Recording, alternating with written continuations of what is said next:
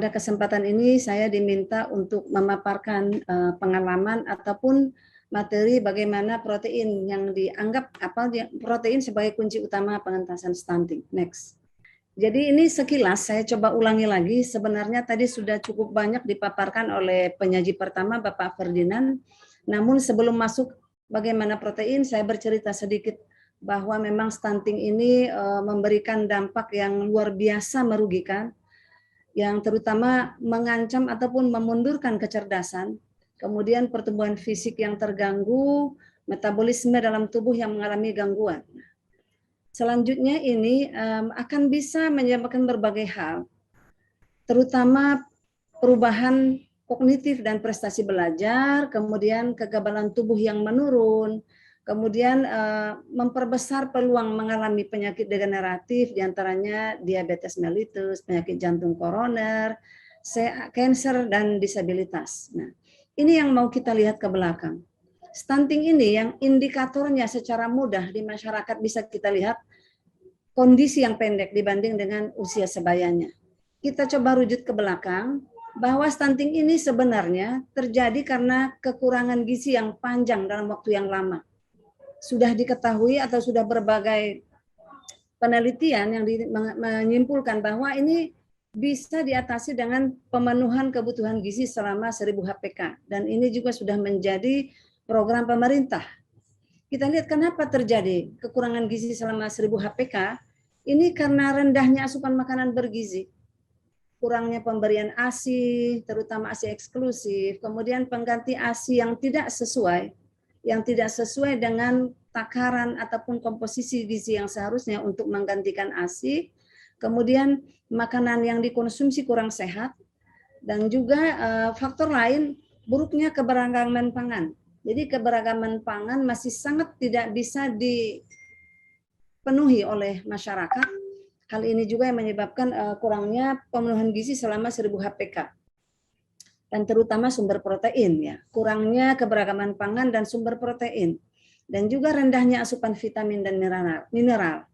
Dari berbagai faktor inilah yang dicoba dicari upaya penanggulangan masalahnya.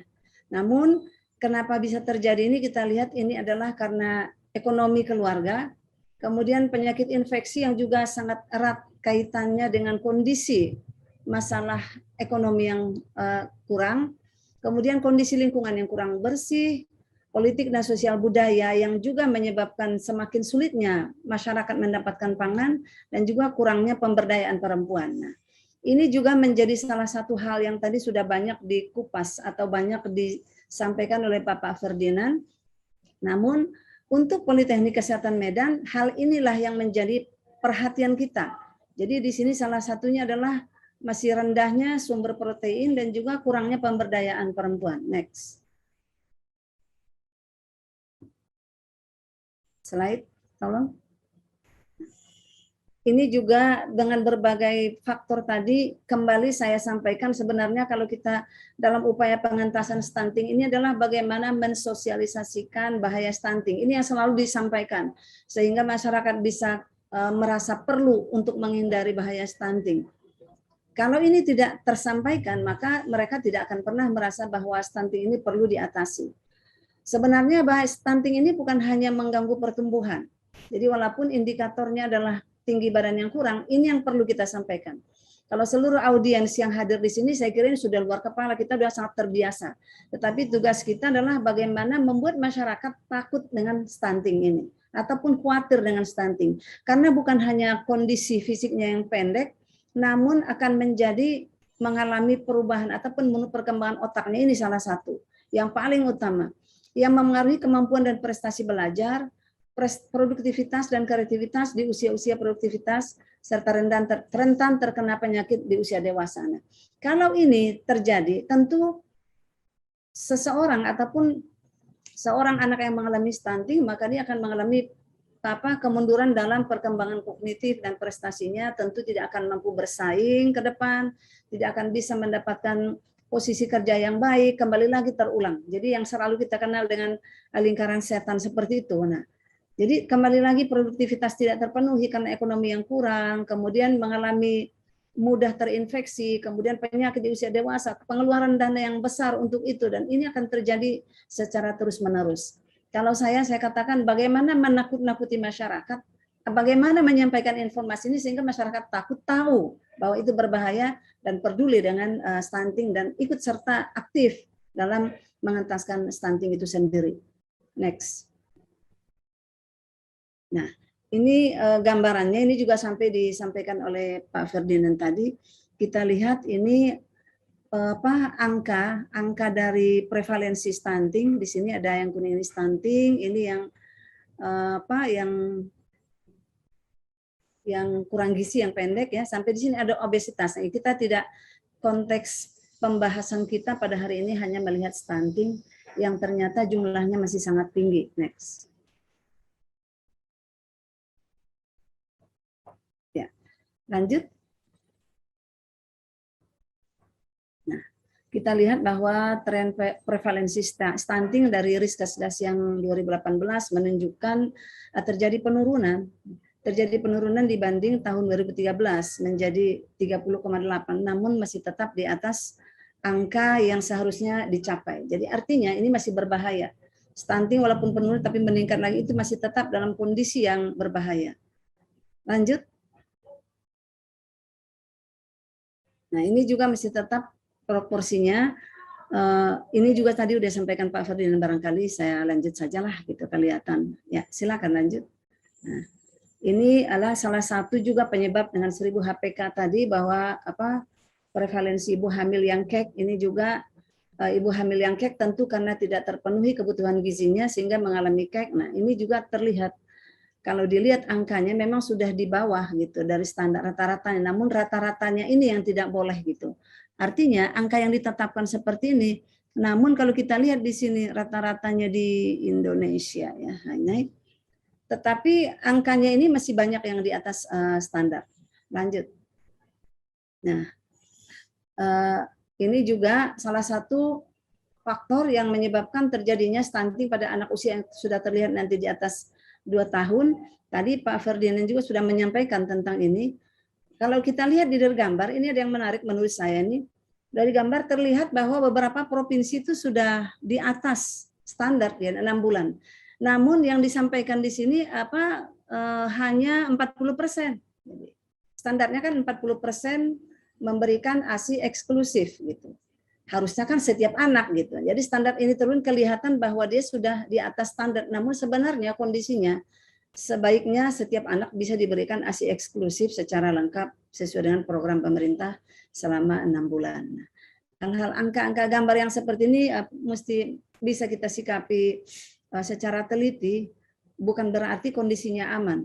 Ya, lanjut. Nah, gambar-gambar, silakan lanjut. Gambar-gambar yang saya sampaikan tadi itu menunjukkan betapa kondisi kita pada kondisi 1000 HPK ini memang masih sangat mengkhawatirkan. Masih sangat besar potensinya untuk menghasilkan SDM-SDM yang stunting pada usia 2 tahun ke atas gitu. Itulah sebabnya perlu dilakukan upaya untuk mengentaskan stunting tersebut. Ini saya coba rangkum ya penyebabnya. Kita lihat dari faktor ibu hamilnya, kemudian kipasnya arahkan kondisi ibu hamil ya. Kemudian di sini kita lihat bahwa masa kehamilan ini ternyata masih sangat banyak ibu hamil yang mengalami undernutrition. Kemudian ini juga infeksi pada ibu. Ini beberapa hal yang terjadi pada ibu hamil. Kemudian sehingga terjadi kekurangan gizi itu terjadi melahirkan anak yang IUGR, kemudian lahir prematur dan cenderung mengalami hipertensi gitu. Sementara intake gizi ibu dan baduta ini juga terlihat disebabkan oleh berbagai faktor, diantaranya kualitas pangannya. Kualitas pangan, misalnya rendahnya intake-nya, kemudian buruknya keragaman pangan seperti yang saya sampaikan di atas tadi, kemudian praktek pemberian makanan tambahan itu juga tidak sesuai dengan kualitas dan kuantitas yang ditentukan. Inilah kondisi-kondisi yang ada. Sehingga ini juga faktor ini memperbesar peluang atau terjadinya stunting, infeksi, kemudian ini maksud saya infeksi ini akan cenderung akan dialami oleh penderita stunting di masa dewasanya. Nah, kalau kita lihat beberapa faktor ini inilah yang menyebabkan terjadinya faktor-faktor ya, multifaktor yang menyebabkan terjadinya stunting, mulai dari kondisi ekonomi, akses kesehatan, pendidikan, infrastrukturnya, budaya, sistem pangan, dan juga lingkungan. Nah, ini juga mungkin tadi sudah disampaikan. Next, mungkin baru saya lanjut ke topik yang, silakan lanjut. Slide next slide. Nah. Kemudian dari berbagai faktor inilah pemerintah sebelumnya coba. Jadi pemberdayaan. Jadi program pemerintah yang pertama adalah pemberian makanan tambahan, itu PMT pada balita dan ibu hamil. Ini salah satu yang menjadi perhatian kita untuk bisa menyesuaikan masuk ke program yang sekarang sedang kita diskusikan, yaitu bagaimana mengentaskan stunting dengan memberikan protein, ya salah satu yang diberikan topiknya di saya. Ini kalau kita lihat program pemerintah ada beberapa, salah satunya pemberian makanan tambahan. Nah, disinilah yang diharapkan mungkin topik ini akan bisa dikembangkan. Jadi berdasarkan program pemerintah dengan PMT pada balita dan ibu hamil. Next. Selanjutnya kita lihat makanan sumber protein, bahwa sumber protein kita secara garis besarnya ada dua kelompok, ada sumbernya laut, ada berbagai jenis ikan, udang, dan ada juga di darat, ini juga ada ikan sebenarnya, ada daging, ternak, kacang-kacangan, susu, telur, dan ikan yang tentunya dibudidayakan ataupun hidup di air tawar gitu ya. Ini juga semuanya sumber protein. Sumber protein inilah yang dituntut mampu kita lakukan inovasi-inovasi untuk pengembangannya, untuk melakukan pengolahan sesuai dengan selera masyarakat sasaran setempat. Karena berbagai hasil penelitian yang sudah membuktikan bahwa protein adalah menjadi salah satu faktor yang paling besar untuk bisa memengaruhi pengentasan stunting. Nah, untuk itu tantangan bagi kita sekarang adalah bagaimana memanfaatkan berbagai jenis protein yang banyak terdapat di daerah pantai, di darat maupun di air tawar untuk bisa menghasilkan berbagai jenis olahan sumber protein sesuai dengan selera masyarakat. Sebagai orang gizi kita memang tantangan terbesarnya adalah bagaimana memenuhi selera masyarakat. Kita berbagai jenis olahan pun kita buat, kalau masyarakatnya nggak selera itu biasanya nggak sampai. Nah, disinilah tugas utama para akademisi khususnya juga untuk bisa menemukan olahan-olahan yang bisa memenuhi selera masyarakat dan bisa memenuhi kebutuhan gizinya. Next. Lanjut. Kita lihat di sini juga beberapa hal ya, bahwa kalau kita lihat proses perkembangannya yang 1000 HPK, ini lebih ke hulunya nih, usia suburnya ya, sebelum menikah. Ini masa remaja dan wanita usia subur ya, sebelum mengalami kehamilan. Ini sudah kita lakukan ya 1000 HPK, namun sebenarnya kita perlu agak lebih ke hulu dengan memperhatikan kondisi remaja agar kondisi pemenuhan kebutuhan gizi pada saat kehamilan ini bisa terpenuhi gitu. Nah, ini saya gambarkan bahwa seorang wanita ataupun sekelompok wanita ini pada akhirnya akan menikah masa kehamilan. Nah, di sini selama ini 1000 HPK yang kita usahakan, namun apabila sang remaja putrinya sudah sehat, itu akan lebih mudah terpenuhi kebutuhan gizinya pada saat kehamilan. Nah, ibu hamil di sini yang tadi saya sampaikan beberapa faktor, beberapa penyebab, beberapa hal yang menyebabkan si ibu hamil tidak terpenuhi kebutuhan gizinya. Nah, ini juga akan melahirkan anak. Jadi anak mulai dari bayi hingga anak usia di atas satu tahun, ini juga memerlukan kebutuhan gizi yang mesti sesuai dengan ketentuan yang sudah ada. Nah, pada saat kondisi seperti ini, si anak kita perlu memperhatikan pemberian ASI yang masih tetap, kemudian juga pemberian pengganti ASI dan juga MPASI-nya gitu. Ini yang menjadi berbagai hasil penelitian membuktikan, menyimpulkan bahwa pemberian MPASI ini juga menjadi salah satu tantangan ataupun salah satu penyebab besar yang sangat signifikan menyebabkan terjadinya ketidakterpenuhan kebutuhan gizi anak. Hingga pada akhirnya pada usia 1 tahun ini juga tantangan untuk bisa memberikan makanan yang disukai. Kita ketahui anak 1 tahun tentu sudah lebih mampu memilih makanan yang disukai, tentu itu tidak terlepas dari upaya pada saat menyiapkan si anak hingga 1 tahun. Pada akhirnya 2 tahun ini terus sudah masa yang lebih jauh. Nah, tantangan di 1000 HPK itu hingga usia 2 tahun pada saat pertumbuhan otaknya dianggap sudah lengkap ya, sempurna perkembangan otaknya. Nah, tantangan di sini sebagai akademisi, sebagai orang yang mampu untuk bisa menyiapkan bahan makanan, ditantang untuk mampu berinovasi, memproduksi pangan olahan. Tadi yang saya sampaikan di awal bahwa sumber protein, protein adalah salah satu merupakan kunci utama untuk pengentasan stunting. Namun kalau sumber protein ini tidak mampu diolah dengan baik sesuai dengan selera, maka itu tentu akan sia-sia. Untuk itulah diperlukan pemberdayaannya ibu, keluarga, kader kesehatan, kemudian kepala desa juga mampu ikut serta di dalam kegiatan tersebut, kemudian camat, bupati, dan ini juga tadi banyak ya untuk kebijakan dari Dinas Kesehatan, tadi Pak Ferdinand sudah menyampaikan. Nah, tapi di dalam proses pengolahannya itu mungkin yang menjadi lebih saya tekankan di dalam penyajian materi pada hari ini. Lanjut. Slide next.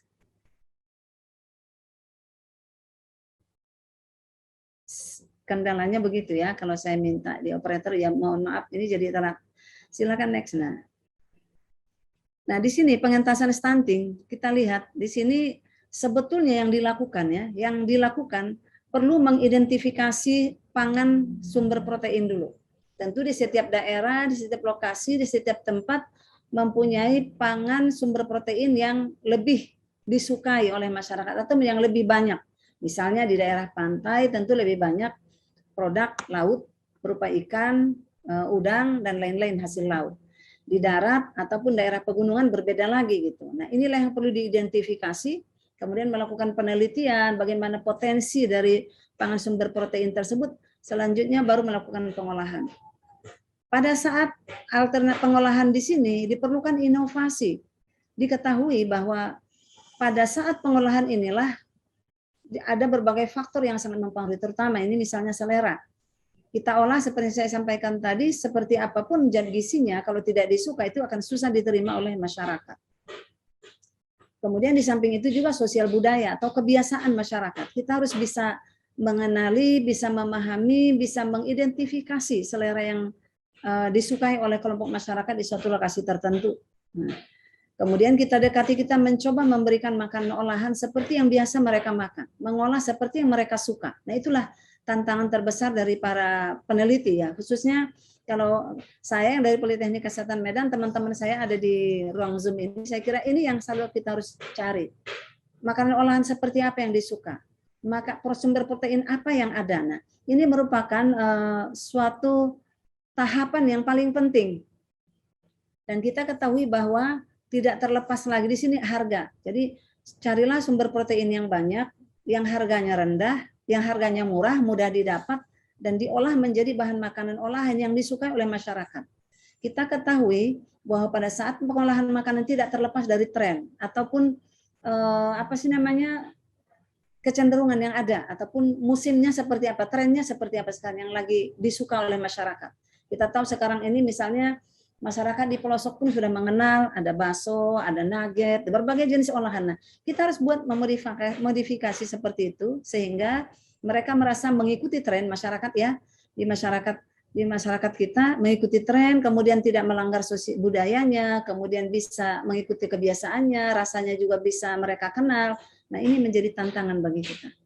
Lalu hasil olahan inilah yang akan diberikan menjadi bahan untuk pengentasan stunting. Kalau ini tidak bisa kita lakukan, maka itu akan tidak tercapai upaya pengentasan stunting itu sendiri. Mohon maaf, slide-nya hilang. Atau saya share screen saja lagi? Ya, silakan di-share sendiri saja, Bu. Silakan, Bu. Share aja. Ya, langsung aja, Bu. Tidak kelihatan, Bu.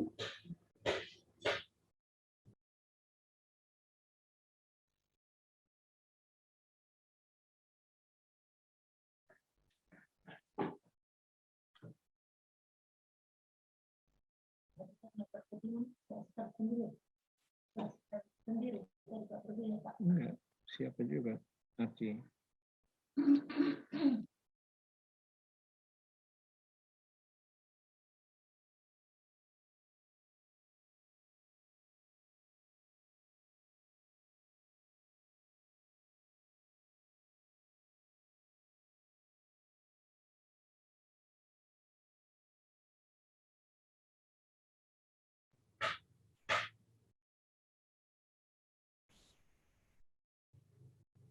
Oke. Tadi takut ada kendala, terus masuk ke sini ya. Baik. Di sini kita sampai di sini tadi bahwa diperlukan upaya untuk bisa memberikan olahan ya. Lanjut. Kemudian di Politeknik Kesehatan Medan ada pusat unggulan IPTEK namanya, yang kita mengambil temanya untuk pusat pelayanan kesehatan ibu dan anak. Tema ini kita ambil mengingat bahwa salah satu faktor yang paling berperan untuk bisa memenuhi kebutuhan gizi anak adalah peranan ibu. Maka kita memberdayakan ibu, dan juga salah satu kalau kita bicara tentang pemenuhan kebutuhan gizi 1000 HPK, maka ibu mulai dari sebelum hamil hingga si anak berusia 2 tahun perlu pemenuhan kebutuhan gizi yang cukup. Kami sampaikan di sini bahwa di pusat unggulan IPTEK di Politeknik Kesehatan Medan itu ada beberapa kegiatan yang kita lakukan untuk bisa mengikuti kegiatan untuk pengentasan stunting itu sendiri. Yaitu kegiatan penelitian, ya seluruh dosen melakukan pengembangan melalui pengembangan desa binaan. Nah, ini ya. Nah, ini semua dosen ikut di dalam kegiatan ini. Ini yang saya katakan tadi, mencoba mengidentifikasi sumbernya, budayanya, seleranya, harga pangannya. Nah, kita lakukan di sini. Kemudian juga hasil penelitian ini kita implementasikan dalam kegiatan pengabdian masyarakat. Nah, pemberdayaan keluarga itu tentu kita juga lakukan. Tanpa pemberdayaan keluarga, mereka juga tidak paham hasil penelitian ini. Kita senantiasa masih berikan penyuluhan dengan berbagai cara, ada kelas gizi, demonstrasi hasil penelitian, cara pengolahan, kemudian pengembangan program pelayanan klinik. Ini juga menjadi salah satu program di Politeknik Kesehatan Medan dalam PUI-nya, pusat unggulan IPTEK-nya. Ada klinik Pratama, kita melayani pelayanan kesehatan di masyarakat. Kemudian ada salah satu program yang kita sebut dengan integrasi ikan, maggot, unggas dan tanaman. Jadi ini juga masih sedang dalam proses sekarang ini. Kenapa kita perhatian ke sini? Karena program ini akan bisa memanfaatkan limbah, dan juga limbahnya ini nanti hasil lalat yang digunakan untuk itu akan bisa menjadi pakan ternak ya. Pakan ternak yang diberikan kepada ikan, kemudian ikannya juga diberikan juga kepada, bisa dimanfaatkan menjadi hasil sumber protein hewani, kemudian juga diberikan pada unggas dan juga tanaman. Jadi hasil limbahnya itu jadi berputar di dalam program ini sendiri. Jadi integrasi ikan, maggot, unggas dan tanaman. Selain itu, kami juga melakukan kerjasama dengan UMKM untuk bisa memasarkan hasil-hasil penelitian dosen tadi. Yang saya katakan hasil olahan itu dipasarkan bekerja sama dengan UMKM. Karena peneliti ataupun dosen yang melakukan penelitian menemukan berbagai olahan ini tidak akan bisa berkesinambungan memproduksi. Kita punya keterbatasan, maka kita menggandeng UMKM, sehingga UMKM ini diharapkan akan bisa mengolah ataupun melanjutkan produksi untuk bisa dipasarkan di masyarakat. Dan selain itu di dalam PUI ini juga kita kerjasama dengan perguruan tinggi lain. Nah, ini berbagai hasil yang sudah diperoleh oleh teman-teman saya dosen di Politeknik Kesehatan Medan. Nah, ini salah satu ada crackers udang ronggeng ini kebetulan saya menjadi penelitinya di sini. Kemudian ini diharapkan akan bisa meningkatkan kadar HB pada ibu hamil dan juga meningkatkan pemenuhan kebutuhan protein. Ini juga ada Torbangun Food Bar, ini Bu Teti sendiri nih menjadi penelitinya nih. Nah ini sebenarnya nggak langsung proteinnya, tetapi ini ada kacang hijau juga akan meningkatkan produksi ASI bagi si ibu, maka itu akan bisa memenuhi kebutuhan protein si anak gitu. Rencana harapannya seperti itu. Ada nugget, ada berbagai kacang hijau, telur, kemudian stik. Ini hasil penelitian mahasiswa bekerja sama dengan dosen. Nah, ini mahasiswa. Kemudian ini juga ada nugget jamur tiram. Ini berbagai saya menunjukkan bahwa sudah begitu banyak olahan-olahan yang dihasilkan oleh para dosen. Nah, inilah nanti yang akan kita harapkan bisa kerjasama dengan UMKM untuk bisa diproduksi sehingga bisa dikenalkan ke masyarakat. Terus terang tantangannya masih tetap bagaimana mensosialisasikan kepada masyarakat. Walaupun kita sudah mendapatkan berbagai pangan sumber protein, namun masyarakatnya juga harus diberdayakan untuk tahu, untuk mengerti, untuk mau dan mampu melakukan perubahan untuk bisa mengatasi masalah stunting yang mungkin muncul. Ada es krim buah bit, nah ini juga sebetulnya zat besi ke si ibunya. Tetapi kalau kita bicara 1000 HPK mulai dari si ibu hamil, kemudian si anak bayi sampai anak sampai umur 2 tahun. Jadi ada mekanisme ataupun ada tahapan yang dilalui yang tidak terlepas dari tahapan untuk bisa mengatasi stunting itu sendiri. Kemudian ada nugget ini Bu Deni, Dini nih, Pak Ibu Dini mungkin ada di room Zoom ini. Ada juga nugget ikan gabus, ada Pak Oslida Martoni, ada cookies, ada Bu Rince. Teman-teman di jurusan gizi sebenarnya paling banyak berperan untuk bisa mencoba mengolah berbagai jenis bahan pangan sumber protein. Nah, kesempatan ini saya menunjukkan bahwa betapa tahapan untuk mulai dari identifikasi sumber protein, identifikasi makanan olahan yang disuka masyarakat sudah dilakukan oleh teman-teman saya di Politeknik Kesehatan Medan. Namun untuk keberlangsungan produksinya itulah yang kita akan bekerja sama dengan UMKM. Nah, terus kita akan kembali lagi ke masyarakat memperkenalkan dan mereka akan mendapatkan hasil olahan yang sudah ditemukan oleh para dosen melalui riset atau penelitian-penelitian yang sudah ditentukan, pada akhirnya akan bisa ikut serta mengatasi masalah stunting. Nah, ini salah satu contohnya, ada crackers udang yang saya buat kemarin. Ini sebetulnya udang ronggeng ini yang seperti ini.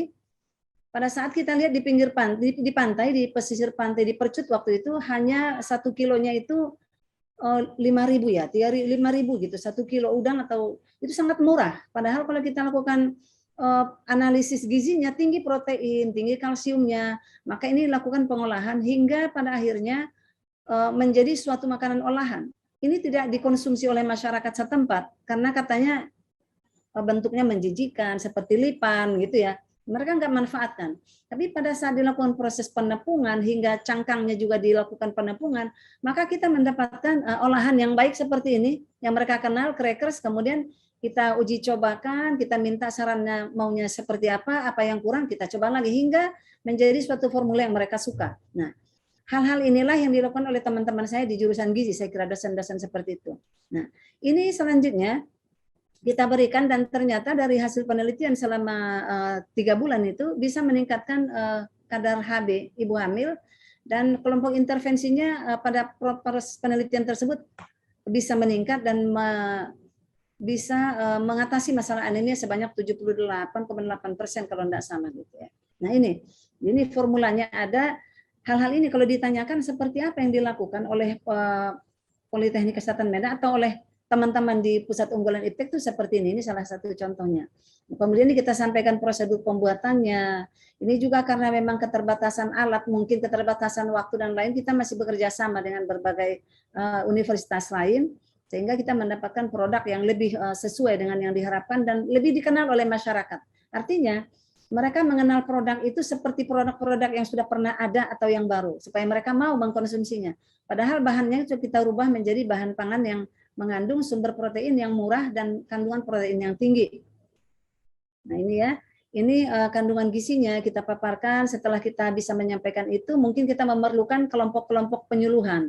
Mulai dari kelompok kadernya mungkin yang kita harapkan bisa menularkan informasi, para pengambil kebijakan di lokasi setempat bertahap sampai pada akhirnya menjadi suatu produk yang biasa dikonsumsi oleh masyarakat. Nah, jadi misalnya nih kita berikan 6 keping per hari, dia bisa mengatasi masalah anemia hingga 78,13% kemarin itu. Bayi yang dilahirkan juga dalam kondisi baik. Kemudian terdapat perbedaan ini hasil penelitiannya menunjukkan bahwa secara empiris memang terbukti bahwa sumber protein ini bisa mengatasi masalah stunting diharapkannya. Jadi nggak serta-merta, tetapi dengan lahir anak yang sehat, panjang badannya juga baik. Tadi Pak Ferdinand ada menyampaikan ada indikator kalau kelahirannya misalnya panjangnya kurang dari 48 cm gitu ya. Nah, seperti itu. Jadi diharapkan akan bisa mengentaskan stunting dalam tahapan-tahapan kehidupan selanjutnya. Ini contoh lainnya ada cookies tepung premix, ini juga yang baru yang sedang kita buat. ini memanfaatkan tepung kacang hijau sebenarnya. Ada kacang hijau, ada telur. Nah, ini menjadi protein-protein andalan yang ada di, kalau yang tadi contohnya di daerah laut, misalnya udang. Nah, ini adalah daerah satunya, daerah pegunungannya, daerah di luar di dataran tingginya mungkinnya.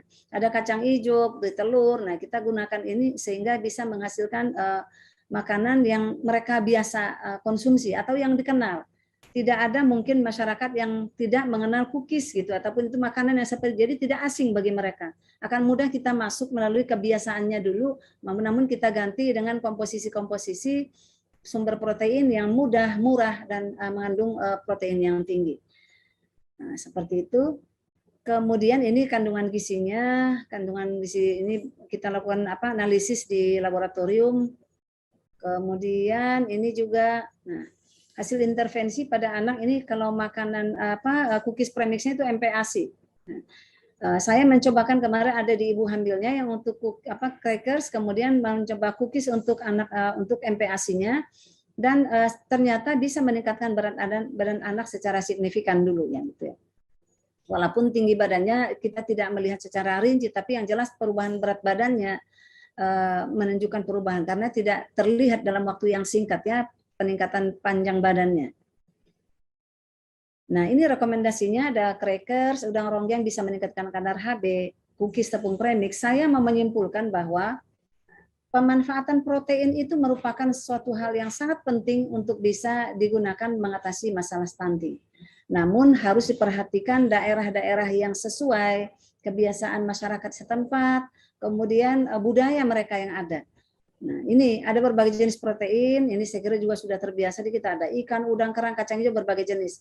Saya mau menunjukkan ini gambar pusat unggulan IPTEK yang ada di Politeknik Kesehatan Medan yang saya katakan tadi, integrasi ikan, maggot, unggas, dan tanaman ya. Jadi di belakang ini hanya foto depannya yang sudah ada, dan ini di salah satu jurusan kesehatan lingkungan juga sudah kita gagas dilakukan. Nah, ini berbagai hal yang menjadi perhatian penuh dari kita untuk bisa ikut serta dalam pengentasan stunting. Nah, namun tetap memperhatikan lokasinya, budayanya, tempatnya, protein yang disuka dan kebiasaan masyarakat. Ini contoh dari apa yang dilakukan, yang dimotori oleh Ibu Teti nih, Dr. Teti Doloksari, Bu.